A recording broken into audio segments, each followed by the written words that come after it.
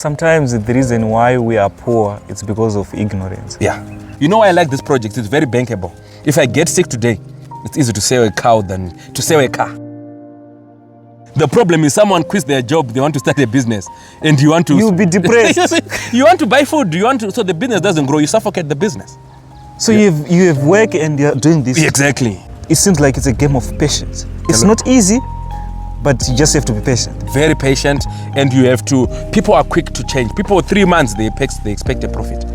If you don't make money in 3 months, the next thing you're saying, let me try something else. But that's not the case. You have to build slowly. This is how we feed them. We buy them at an age where they are still surviving on milk. So this is the milk. Okay. That's what we call milk replacer.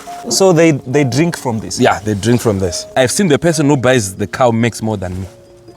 Eh? Yeah, if you sell this at 800, your butchery chances will make 1.6. Because now they are cut, they got special cuts. They've got the T-bone, which they sell maybe at $10 a kg. Yes. They've got prime ribs, they've got short ribs. You know, they get special cuts, whereas I just sell it once off. I don't think that people know this kind of business. A lot of people don't know much about this. Exactly. And if a lot of people can actually do well in this kind of business, they can make good money. They can make a very good income. So it's a long process at the end of the day. It seems like farming is not easy, it's not for the weak. Yeah, farming is it's a patience game. It's a patience game. But the beauty of it, you know what? Yeah. I know they're gaining kgs daily or grams daily. That's the money. You understand? Yeah, it's different from putting my money under the pillow. I'll tell you, I was based in Melbourne, Australia. Oh, yeah. Really? Yeah. For where I was. For 3 years? 3 years. I was there for 3 years. I had a very successful cleaning business. Really? I used to clean with my hands. The beauty of growing up in Africa.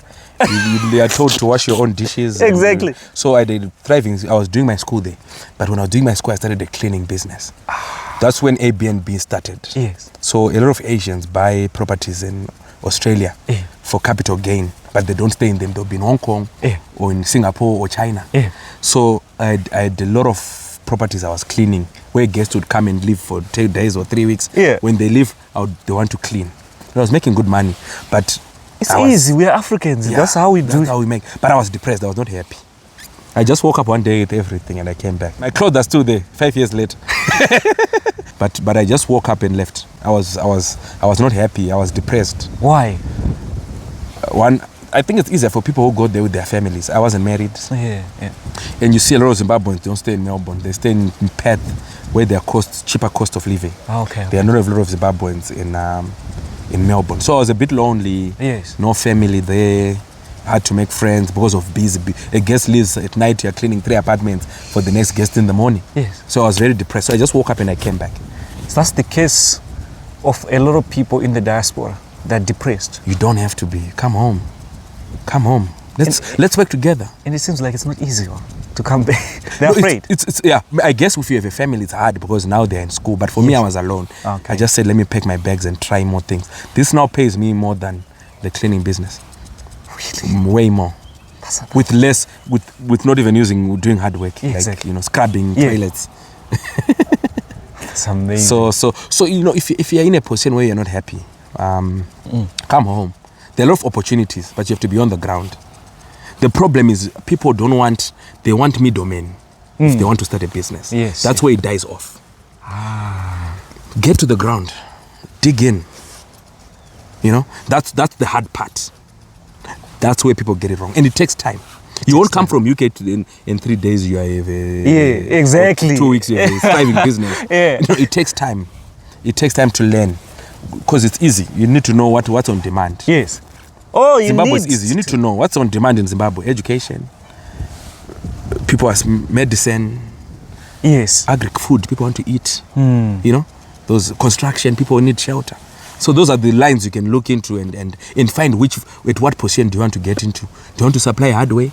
Or do you want to start a construction company? It's not going to be easy. It's not going to be easy. But because you're in diaspora, you've got networks already of people in the UK who might want to build a house or who might want to buy meat for their family. You've got a market that you have that I don't have because I've never been to diaspora. so I can't get that market for UK. But you stay there, you know people in UK, so come back, start your butchery, market to those people in diaspora. They send you man on Mukuru or MoneyGram. You supply meat. You already have a market that locals don't have. Would you ever be able to sell a cow to a diaspora today yourself? No. But because I stayed in Australia, I might be able to sell to 10 people. They will trust That's you. a market you can't reach. So come back, build something here, utilize that market and build your market from here. Amazing. Because imagine there are billions every year coming from diaspora through your Mukuru. Exactly. MoneyGram. Yeah, remittances. There are a lot of money coming in. You have to target your percentage there. If it's 1 billion, say, I want 500,000 of that 1 billion. I want that. So what do I supply? To buy play that. a role. Yeah, you play a role and you just find your niche market and you supply. It's easier than what people think. I'm telling you, all my friends are into business. And they're doing extremely more than me. You know, people complain, I get that. But at the end of the day, diasporians, when they come back here in Zimbabwe, they do well. They've gained exposure. Exactly. And I don't think that is about the money. Yes, money contributes. The money that they have in the diaspora contributes a percentage. But the exposure plays a bigger role. That's what I think. Exactly. For me, there's technology in UK that they can even use. Maybe there's a better fence or better way of feeding that they're exposed to. That if they go to UK and they visit farms, they will know and they'll be ahead of me because I don't have that exposure. So they've got the exposure. Yeah. But the problem is on then implementing, converting that exposure into real life. That's where the hard work is. People then they want to send someone to do it for them. That's where you get it wrong. It seems like life is not easy in the diaspora. I stayed in the diaspora. The money was good. For me, the money was good. Yeah. I won't lie. The money was good. But it comes back to happiness. If I was in diaspora, I would be working. We wouldn't have time for what we're doing right now. Exactly. Because people work a lot. So money doesn't bring happiness. Yeah, for me, it's about happiness and being in control. Look, if I introduce 10 cows today, let me tell you something. Yes. If I introduce 10 cows today, in 5 years, I can pay for a top-end private school for my child. So this is good business. You start calculating now. Yeah, I start calculating. For me, I need a business where if I'm generational wealth, if I die today, I leave 100 cows. That's money. For my kids can go to university. Yes. They can start their families. If they are taught how to manage those, they will start those 1,000 to 2,000 cows. Amazing. That's generational wealth, man. That's generational wealth. I was talking to someone with 3,000 cows in Botswana. 3,000 cows. Yeah, said 75 of his cows got stolen. He didn't feel a pinch. 75 cows at once. 3,000 cows. But because of he's that big now, he started it. Grew. It's making a lot of money. Last time you sold 100, went to buy a brand new Land Cruiser. Those are the people then you get to network with and learn from. You know what I mean? You learn from. If you want to start, you learn from me. I've got exactly. I've got almost 200. Yes. You start with your 10, you learn from me. How you do it. It will be easier for me. Exactly. The problem is people create barriers for other people to come in and learn. They create barriers. If you come to Zimbabwe, you call me. I'll take you step by step, and I'm in no competition to anyone. There's a shortage of meat already, so I'm in no competition with anyone. You do yours next door. It's like broilers. How many people are doing broilers in Chitungwiza, in a road, or in Warren Park? A lot. But all that everyone is able to sell to someone. There's a big market for meat. There's a big market in meat. This is less riskier than even if it doesn't rain. Yeah. They'll survive. You're saying that other people out there, they are creating barriers for people to learn. You don't have to do that. Yeah, they make it sound as if it's difficult. It's not difficult. There's already people who have done it with just a bit of getting a notebook and taking notes and implementing. Avoiding 5 years of mistakes. Exactly. This project has been running for 2 years. Like I told you, we only have 3 which died out of almost 200. You can avoid all of that. Now you can avoid all of that. Because I told you it was because of poor selection when I went to buy. Now I know where to check. I'll give you a checklist. If you go buy, check teeth. Yes. Check if no teeth. Yeah. Check if the coat is shiny. I'll tell you what you can check. You're giving them clues, right? But with some, they won't give you that. You understand? But for me, the market is huge, man. SAR is doing well. Koala is doing well. Yeah. In the same market. MC Meats is doing well. In the same market. So why don't you and my brother in UK and Australia, let's work together. Maybe start a cattle bank. You and I will start a cattle bank where we can say everyone is a tag. You see this tag? Yeah. With your name and your phone number. Yes. You know you've got your 10 there. I've got my 10 there. Instead of me paying for 1 week, we know now we've got a manager who manages 100. 10 are yours, 10 are mine, 15 are his. Then now we are just paying that person, we are splitting the salary of the person who's managing our project. Easy. You understand? We are paying security guards. Instead of you putting yours separately, we pay for security. We are splitting the cost on 5 people of that same guard. But it's just that we don't. What is wrong with us? What are we supposed to fix for us to do well, start doing well? We have to treat it like professionals. I know people like having relatives do their projects. Yeah. No. Run it like a business. Run it like a business. We have to monetize these things. Yes. And we have to put structures in these things. Wow. That's where most people get it wrong. You understand? Yeah. Yes. And where people get it wrong also is the procurement. Do your own procurement. Because someone will go buy something cheap price that's of poor quality to give your cow. Or someone will go buy cheap medicine and they're dosing it with poor medicine. They just went to Mbare somewhere. They buy cheap dosage for your cow, and the next thing is it's dying and you're wondering what's happening. So it's a lot of we just have to join and just be supportive of each other. Exactly. And there's a lot of money in Zimbabwe. People are doing extremely well. Here we've got a very simple project where we buy dairy calves, bull cows from dairy farmers. Your red den, your koala, because their business is in dairy. So when their cows give birth to female cows, they don't need them.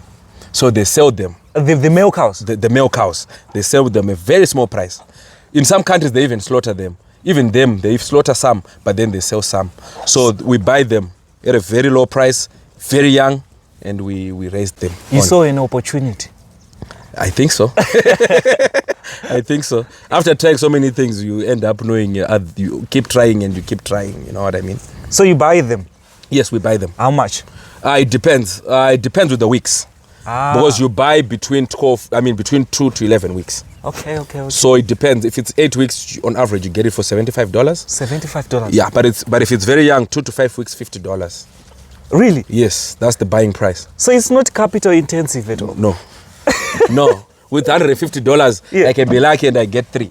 3? Depending on the day, yeah. And especially me now, they know me. So you have an advantage already. You've built a name. Your name, and they just know me. When I go there, I don't buy one.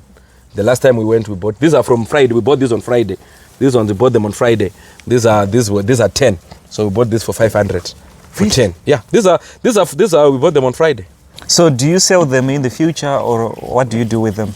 It depends. Some we sell them for meat. Yeah, for meat. For meat. Some we sell them as dairy bulls. A farmer might want to introduce a dairy bull in their lot. What's the reason? So that you can have a lot of, if you give your, let's say your traditional mombe, a dairy bull, you get more milk. Let's say you're getting 2 liters. Okay. Because of the genes, you might end up getting 4 liters. Some might want to introduce so that they have more milk in their lot of cows. So you said that you sell them for meat in the future. In the future. I mean, a lot of people actually say that dairy cow meat, the meat from dairy cow, it doesn't taste good. Yeah, that's what we initially thought. Yes. People always used to tell us, the meat is not good.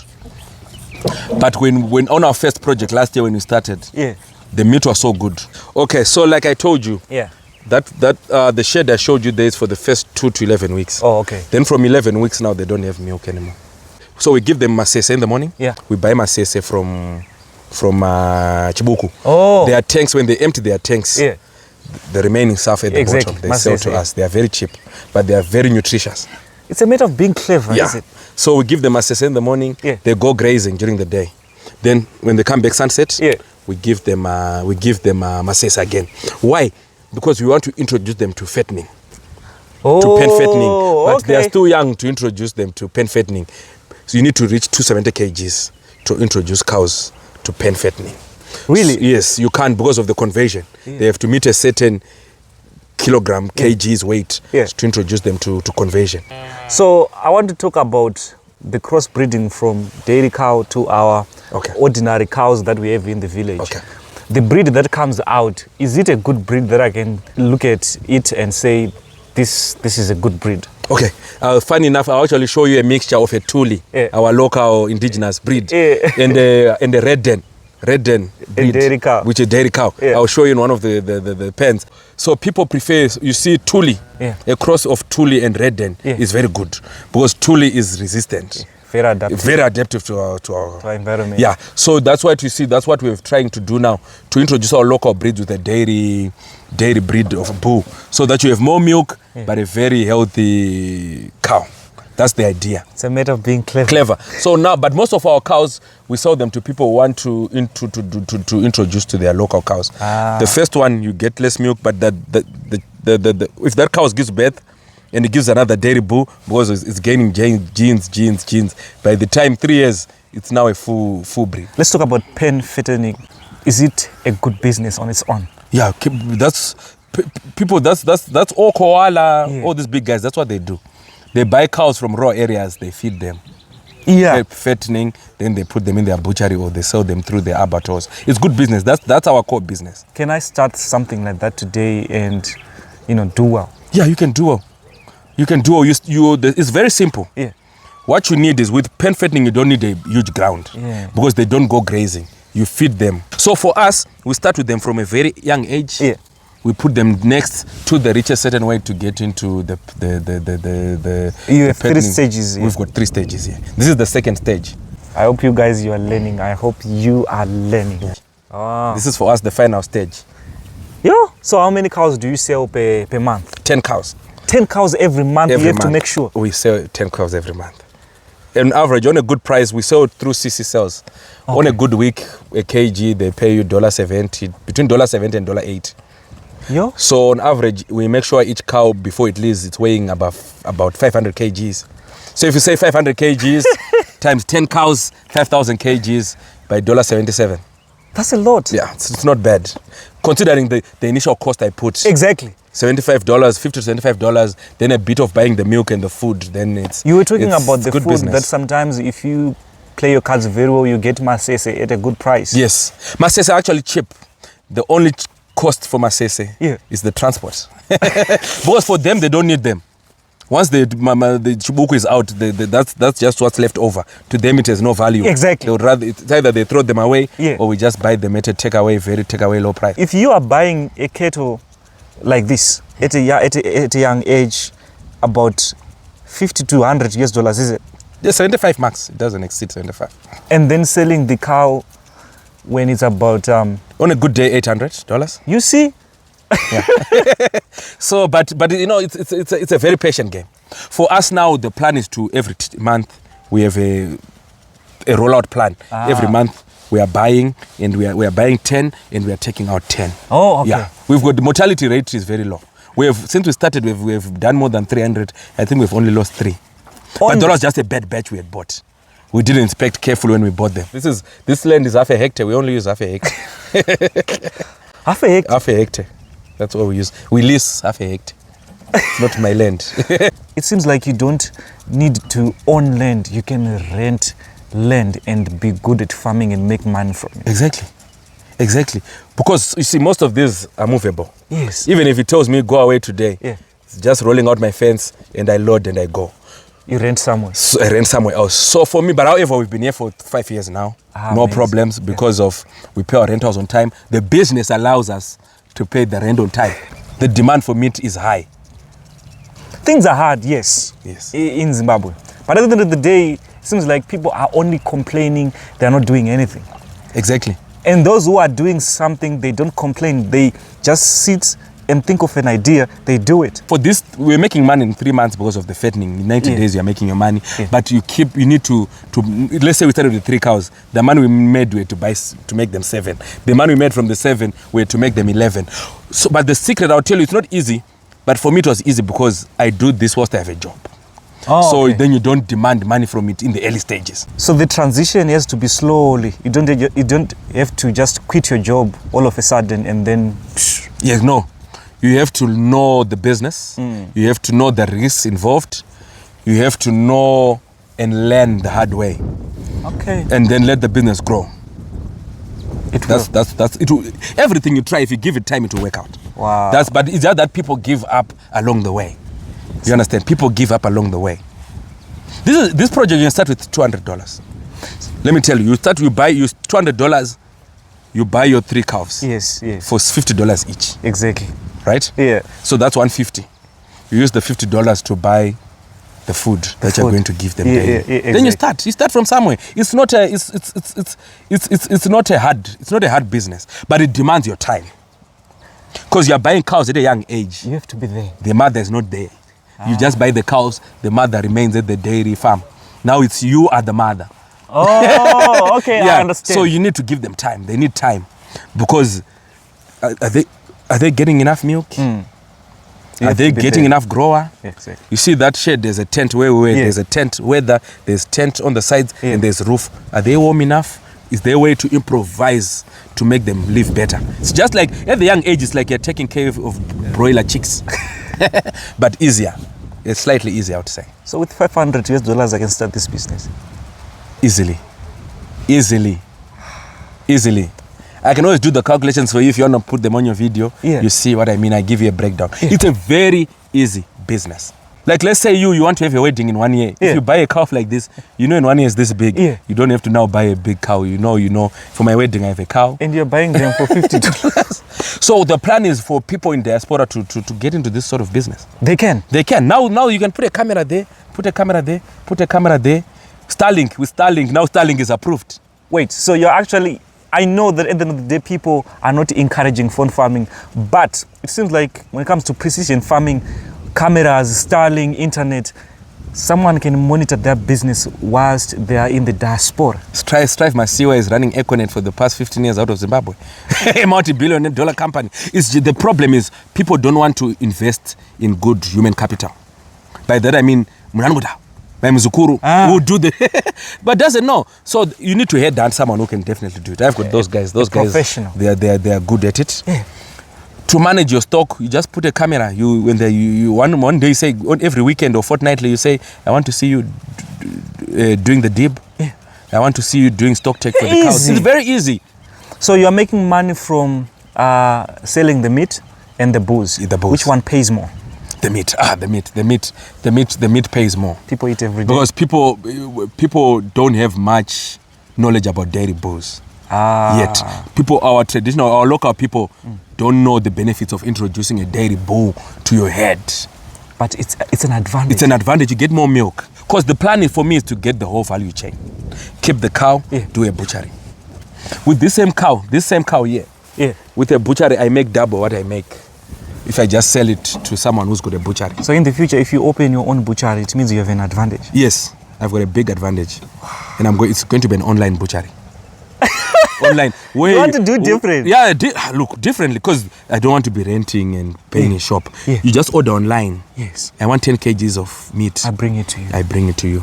Even you, if you've got your relatives who you give money and they don't buy meat, I'll deliver to their doorstep.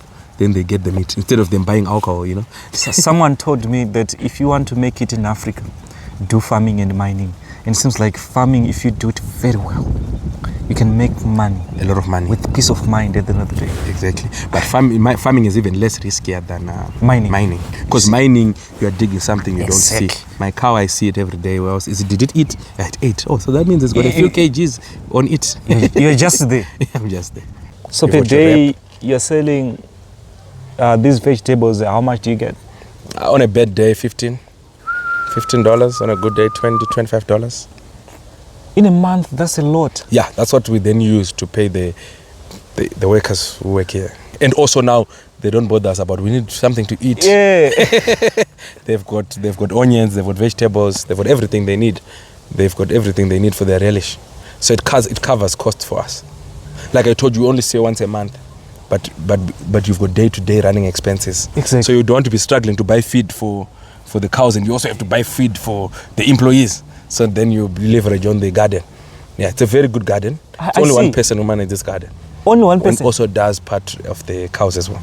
And at the same time, it is like it's being done by one person, and then the money generated from this is actually paying all their bills. Yeah. And we've got capacity to do more. Capacity to do more, but it's just that we didn't want to increase our labor force. We want to manage our payroll. But this is on its own. This is a good project. Yeah, it is. If you have to have a troublesome relative on drugs or problematic, give them this. They can. It keeps them busy, and give them good money. The issue with me with diasporans of sending money to take care of people, that needs to end. Because the day that person who sends money is not there. So you're saying that diasporians sending money back here in Africa, sometimes it develops a dependence syndrome. Exactly. Have them have a skill. This is easy. Like for me, manure, I get them from the cows. Yeah. But I'm happy to give them out. They're a lot. I could give away free. Manure already I get from the cows. I put them in the garden. We have water already. That's all you need. Seedlings are cheap, very cheap. Very cheap. $1, you can get 40 seedlings of vegetables. Making $20 from this, you can survive in Zimbabwe. In Zimbabwe. Because people now want to live a healthy lifestyle. Exactly. So there's always someone who's looking for vegetables, for herbs, to introduce into their healthy lifestyle. You guys, I hope you are learning. I mean, seeing something like this warms my heart. People are doing farming. And this is not complicated. Yeah. This is not complicated. If I'm not here with a camera I buy for $20 and Wi-Fi I pay, I can see what's happening in this garden. I don't have to be there. I can travel to Europe for 2 months, but I'll know what's happening in the garden. You see what I mean? At a very low cost. It's like people who own shops. Do you think Bon Marché head office who are involved every day to check? But that's why they put those cameras. We need to introduce those same cameras to farming. And now because of China, they are very cheap. Wi-Fi is cheap now. Yeah, Wi-Fi is cheap. Starlink is there. Even Econet Wireless, they've got the same product as Starlink at a very cheap price. It's very fast. It gives me 30 megabytes per second. Really? At a very low price. So I can manage things from the office. I can see, is he watering? What is he doing? You can introduce technology to farming, and I think that's the way to go. With time, I want to introduce drones as well. Drones to follow the cows. Yeah. Why not? It's very cheap. It's very cheap technology now. There's a lot of cheap technology we can use. It's just that people are so stuck up in wanting to be in sheds. I'm a trained. I've got a master's in banking and finance. You see? Yeah, from Top University in Melbourne. But this is better.